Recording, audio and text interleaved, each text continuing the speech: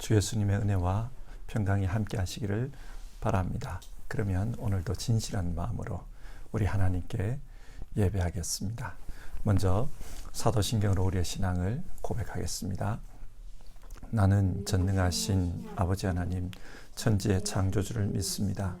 나는 그의 유일하신 아들 우리 주 예수 그리스도를 믿습니다. 그는 성령으로 잉태되어 동정녀 마리아에게서 나시고 본디오 빌라도에게 고난을 받아 십자가에 못 박혀 죽으시고 장사된 지 사흘 만에 죽은 자 가운데서 다시 살아나셨으며 하늘에 오르시어 전능하신 아버지 하나님 우편에 앉아 계시다가 거기로부터 살아있는 자와 죽은 자를 심판하러 오십니다. 나는 성령을 믿으며 거룩한 공교회와 성도의 교제와 죄를 용서받는 것과 몸의 부활과 영생을 믿습니다. 아멘. 오늘 아침에 함께 살펴보실 하나님의 말씀은 출애굽기 10장부터 12장까지의 말씀입니다. 이 시간에는 출애굽기 12장 3절부터 14절까지의 말씀을 읽겠습니다. 온 이스라엘 회중에게 알리어라. 이달 열흘날 각 가문에 어린 양 한 마리씩 곧 한 가족에 한 마리씩 어린 양을 마련하도록 하여라. 한 가족의 식구가 너무 적어서 양 한 마리를 다 먹을 수 없으면 한 사람이 먹을 분량을 계산하여 가까운 이웃에서 그만큼 사람을 더 불러다가 함께 먹도록 하여라.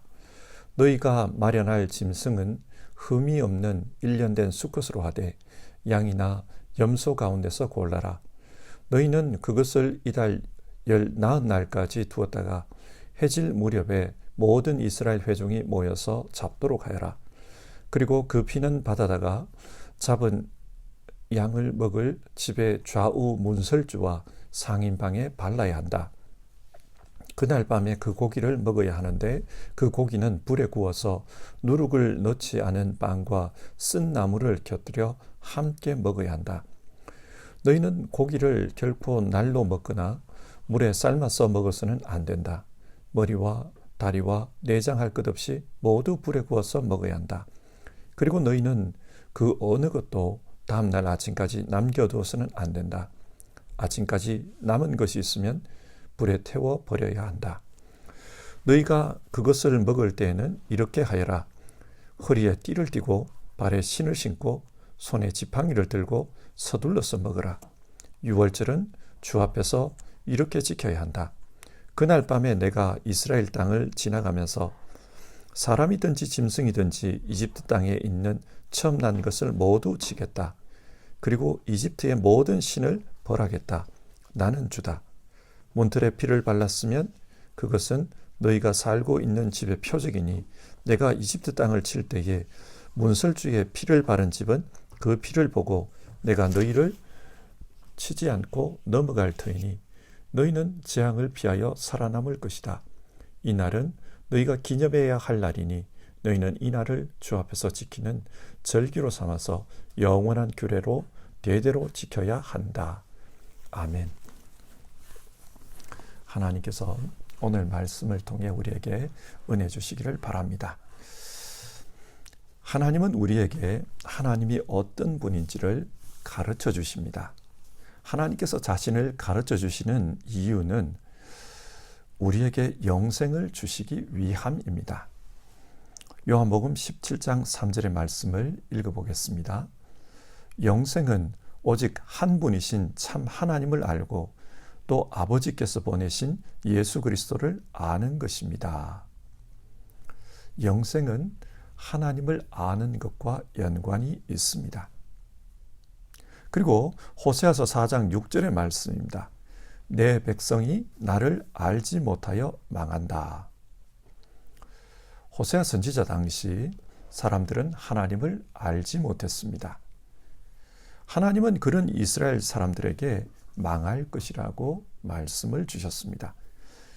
이 당시 상황을 세상적인 기준으로 보면 이스라엘의 경제는 역사 이래로 가장 좋았습니다. 국가의 영향력도 최전성기였습니다. 이웃의 여러 나라를 압도하는 그런 힘이 있었습니다. 그러나 이 예언의 말씀이 주어진 지 한 세대가 지나기 전에 이스라엘은 실제로 아시리아에 의해서 망하고 맙니다. 예언의 말씀대로 된 것입니다. 그런데 성경은 왜 이스라엘이 망했다고 합니까? 하나님을 알지 못해 망했다고 합니다. 성경은 멸망의 원인을 군사력이나 경제력에서 찾고 있지 않습니다. 이것이 무엇을 말합니까? 영생은, 하나님이 주시는 그 생명은 하나님을 아는 것과 연관이 있다는 것입니다. 그래서 하나님은 우리에게 자기 자신이 어떤 분인지를 말씀해 줍니다. 하나님을 알라고 하십니다.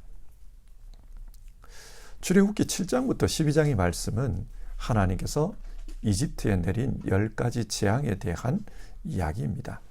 하나님은 이 재앙을 통해 하나님이 어떤 분인지를 우리에게 가르쳐주고 있습니다. 출애굽기 10장 1절을 보겠습니다. 너는 바로에게 가거라. 그와 그의 신하들이 고집을 부리게 한 것은 나다. 이것은 네가 그들이 보는 앞에서 나의 온갖 이적을 보여주려고 그렇게 한 것이다. 하나님께서 바로로 하여금 고집을 부르게 만들었다고 합니다. 왜 고집을 부리게 만들었습니까? 여러 가지 이적을 통해 하나님의 능력을 보여주기 위해서였습니다. 그리고 2절, 내가 주님임을 너희에게 가르치려고 그렇게 한 것이다. 하나님은 이런 이적들을 통해 하나님께서 참신, 우리의 주인이심을 가르쳐 주기를 원하셨습니다. 당시 이집트 사람들은 바로를 신의 아들이라고 생각했습니다. 그래서 이 땅에 현존하는 신의 아들인 바로에게 충성을 다하도록 했습니다. 바로의 노예였던 이스라엘도 그러했습니다. 바로가 신의 아들이라고 생각하고 그에게 충성을 다했습니다. 그런데 하나님은 10가지 재앙을 통해 바로는 가짜 신이라는 것을 보여주십니다. 그리고 그 바로를 심판하시는 하나님이야말로 참신임을 이스라엘에게 가르쳐주고 있습니다. 그렇다면 여러분, 인간은 하나님에게 어떻게 반응해야 합니까? 하나님을 참신으로 알고 그분을 참신으로 믿어야만 합니다. 그러나 바로는 그러지를 못했습니다. 그래서 하나님은 바로와 이집트 사람들에게 이런 말씀을 하십니다. 10장 3절, 네가 언제까지 내 앞에서 교만하게 굴겠느냐? 나의 백성을 보내서 나를 예배하게 하여라. 바로는 교만했습니다. 그래서 이스라엘 사람들로 하여금 하나님을 믿지 못하도록 했습니다.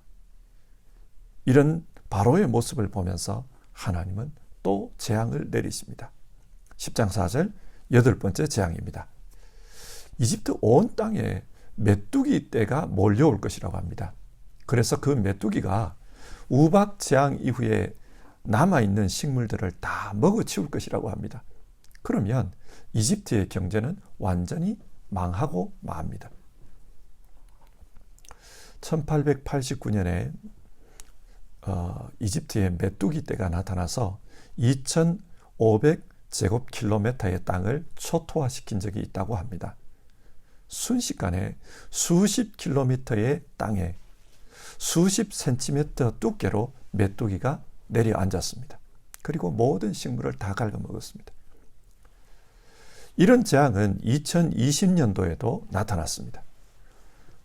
이집트에서부터 중동 지역에 이 메뚜기 재앙이 나타나서 인도에까지 큰 어려움을 겪었습니다.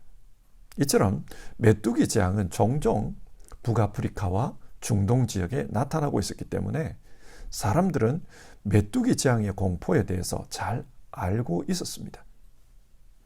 그래서 바로가 곧바로 모세를 불러드립니다. 네가 원하는 것이 뭐냐? 모세는 이스라엘에게 속한 모든 사람들과 함께 광야로 가서 또 가축들을 몰고 가서 하나님을 예배하겠다고 합니다. 그러나 바로는 장정들만 데리고 가지 다른 사람들과 가축들은 데려갈 수 없다.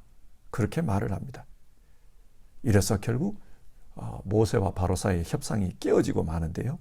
그 협상이 깨어지자마자 재앙이 시작됩니다. 실제로 메뚜기 떼가 몰려와서 모든 식물을 갉아먹어버립니다. 그러자 바로가 곧장 항복합니다. 16절과 17절을 보면 내가 너희와 너희 주 너희의 하나님께 죄를 지었다. 부디 이번만은 나의 죄를 용서하고 주 너희의 하나님께 기도하여 이 엄청난 재앙이 나에게서 떠나게 하여라. 바로는 이 재앙을 통해 이스라엘의 하나님이 참 신임을 알게 되었습니다. 하지만 바로는 여전히 마음이 완악했습니다. 그래서 재앙이 끝나자 또 고집을 부립니다. 그래서 9번째 재앙이 시작되는데요. 이 재앙은 사흘 동안 이집트 온 땅에 심각한 어둠이 덮였습니다. 하나님께서는 왜 이집트를 이 어둠의 재앙을 통해서 심판하는 것일까요? 지금까지의 재앙을 보면 이것은 실제적인 고통을 주는 재앙이었습니다.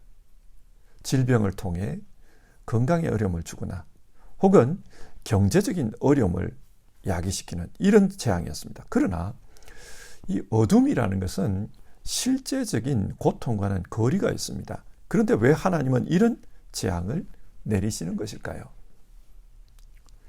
어둠의 재앙은 이집트의 태양신 숭배와 연관이 있습니다. 이집트 사람들은 최고의 신이 태양신 라라고 했습니다. 사람들은 이 라를 창조의 신이라고 생각했습니다. 그리고 바로는 이 라의 아들이라고 말했습니다. 그런데 이 태양이 빛을 잃었습니다. 어둠이 사흘 동안 캄캄하게 임합니다.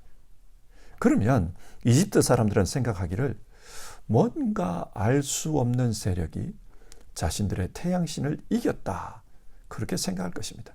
그리고 그 태양신의 아들인 바로의 운명도 끝이 났다. 이렇게 생각할 것입니다. 이렇게 되면 실제적으로 바로의 권력이 흔들리게 됩니다. 하나님께서 어둠의 재앙을 내리신 이유가 여기에 있습니다. 바로는 이 어둠의 재앙이 내리자 곧바로 항복을 합니다. 하나님께서는 이 재앙을 통해서 하나님이 어떤 분인지를 보여주십니다. 바로는 자기가 이 세상의 빛이라고 주장했습니다. 태양신의 아들 빛이다. 자기가 진리의 빛이다. 생명의 빛이다. 그렇게 주장했습니다. 그러나 하나님은 이 어둠의 재앙을 통해 하나님 자신이 빛이심을 사람들에게 보여주셨습니다. 하나님이 빛이십니다.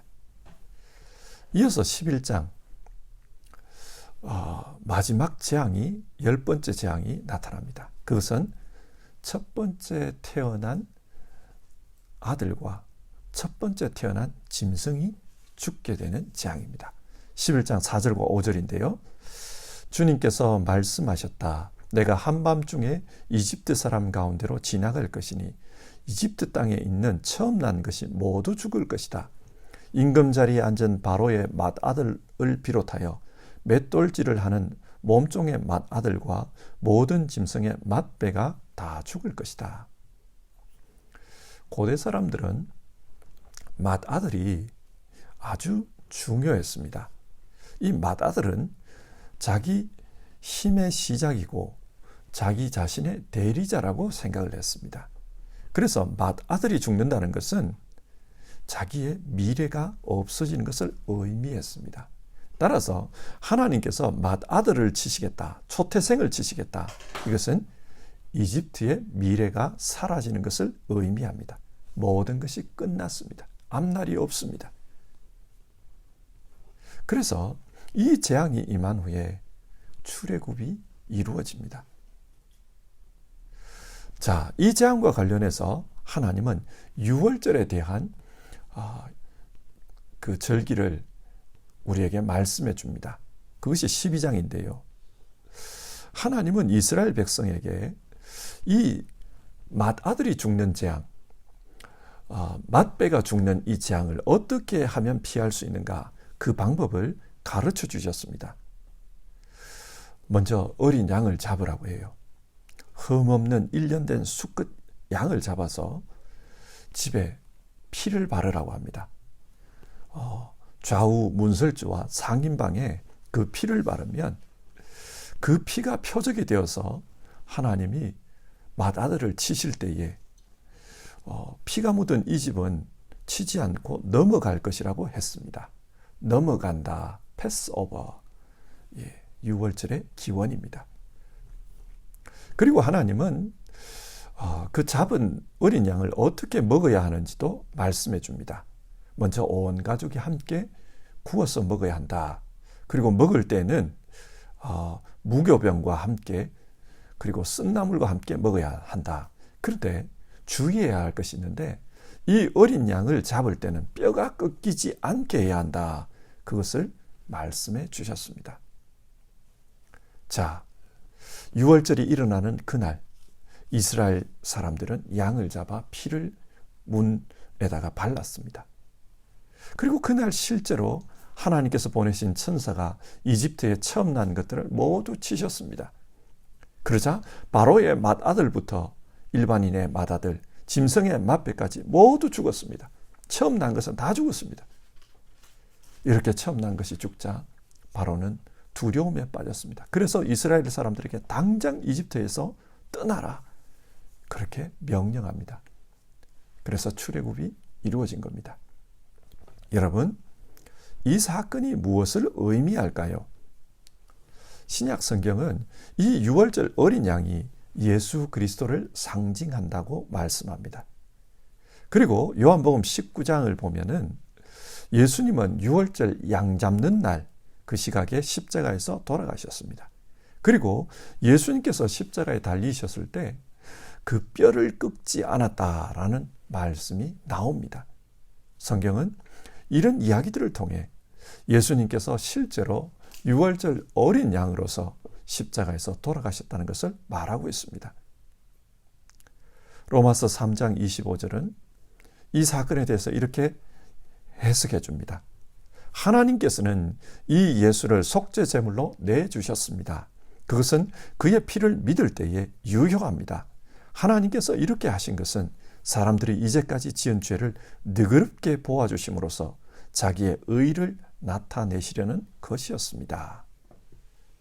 이제까지 지은 죄를 너그럽게 보아주심으로써 여기서 너그럽게 보아준다. 이 말을 개역 개정성경에서는 간과하신다. 그렇게 번역하고 있습니다.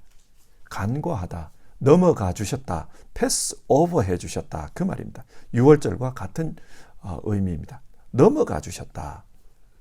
하나님께서는 예수 그리스도를 유월절 어린 양으로 삼으셔서 그의 피를 통해 우리의 죄를 간과해 주셨습니다.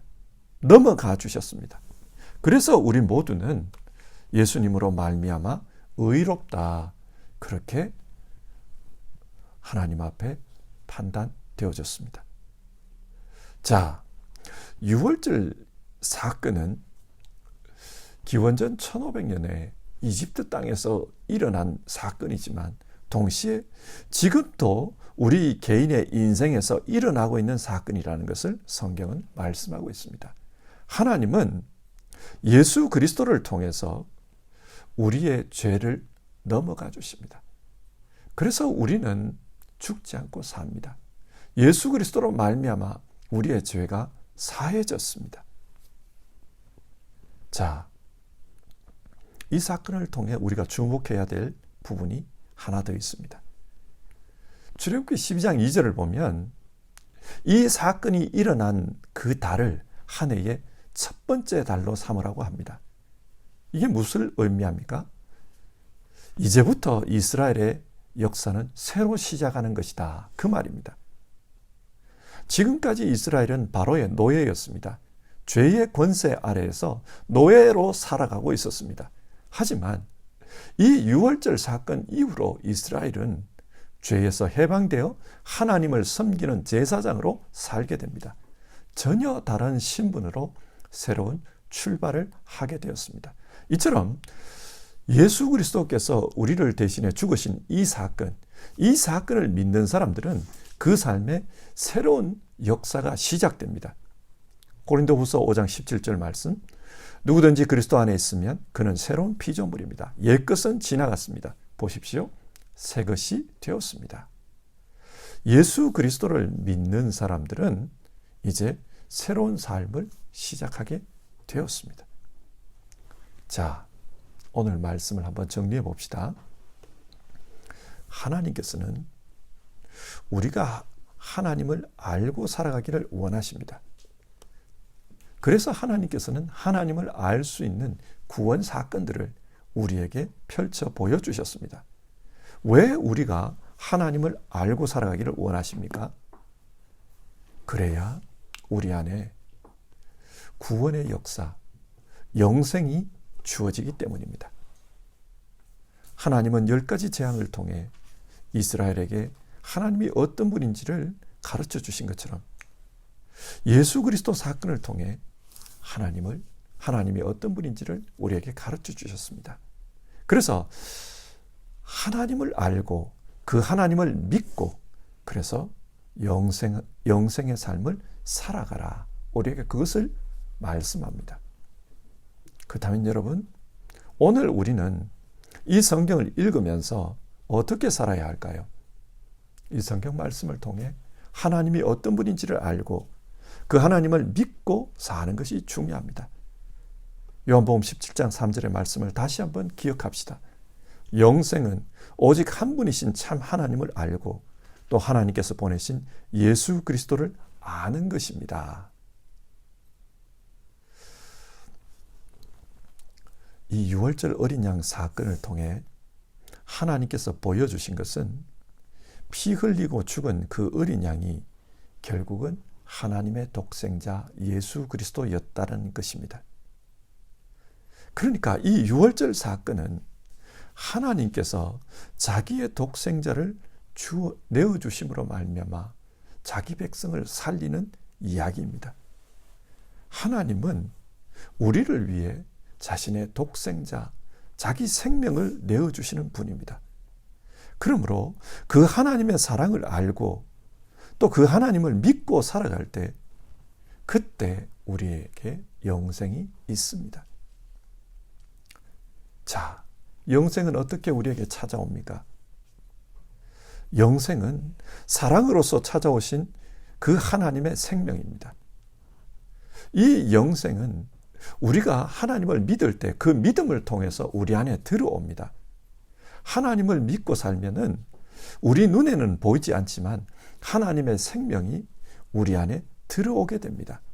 그래서 우리는 죽어도 살고 살아서 믿는 자는 영원히 죽지 않는 그런 일이 우리에게 일어나는 것입니다.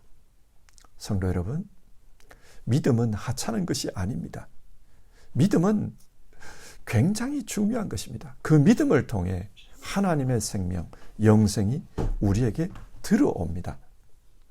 오늘날 사람들은 믿음을 대수롭지 않게 생각합니다. 그래서 믿음으로 사는 것에 대해서도 신중하게, 진지하게 생각하지 않는 경향이 있습니다. 그러나 오늘 말씀을 읽으면서 믿음으로 사는 것이 얼마나 중요한 것인지를 다시 한번 생각합시다. 믿음은 하나님을 아는 것입니다. 그리고 이 믿음을 통해 하나님의 생명인 영원한 생명, 영생이 우리에게로 들어옵니다. 우리 같이 찬송 부르면서요, 믿음으로 살 것을 결단해 봅시다. 찬송가 545장 이 눈에 아무 증거 아니 배워도 우리 1절 부르고요, 같이 기도하겠습니다.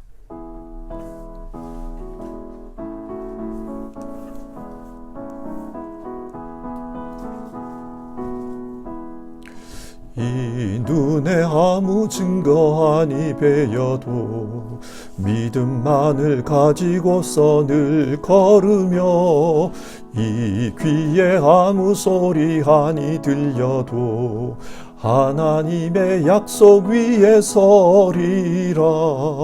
걸어가세 믿음 위에 서서 나가세 의심 버리고 걸어가세 믿음 위에 서서 눈과 귀에 아무 증거 없어도. 이 시간 오늘 읽은 말씀을 생각하면서 같이 기도하겠습니다. 성경 말씀은 우리에게 믿음으로 사는 것이 중요하다, 그렇게 교훈합니다. 왜 믿음으로 사는 것이 중요한가? 이 믿음을 통해서 하나님의 생명, 영원한 생명이 우리에게 들어오기 때문입니다. 그러면 이 믿음이 무엇입니까? 믿음은 하나님을 아는 것에서 시작합니다. 그래서 하나님은 하나님을 알 수 있도록 성경을 통해서 우리에게 가르쳐주고 계십니다. 예수 그리스도를 통해 우리에게 하나님을 가르쳐 주십니다. 자, 이 시간 우리 같이 기도합시다. 하나님을 아는 것을 통해 우리의 믿음이 견실해지도록 도와주시옵소서. 하나님, 믿음을 통해 하나님이 주시는 영원한 생명이 우리 안에 들어오는 것을 알고 정말 믿음의 삶, 그 삶을 진지하게 그렇게 살아갈 수 있도록 도와주시옵소서. 우리 같이 기도해 봅시다.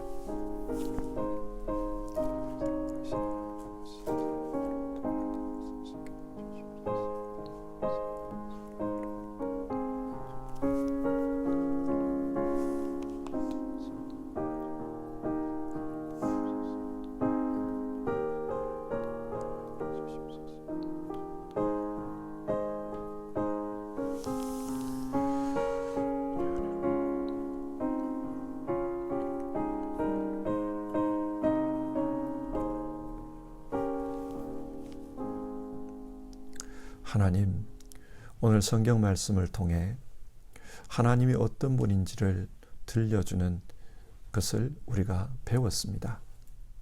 하나님께서는 이 세상의 참신이시며 진리의 빛이시며 그리고 우리에게 영원한 생명을 주시는 분이시라는 것을 우리가 알게 되었습니다.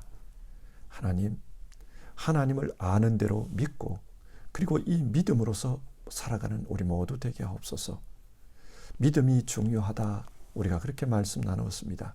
이 믿음을 통해 영원한 생명이, 하나님의 생명이 우리에게 주어지기 때문입니다.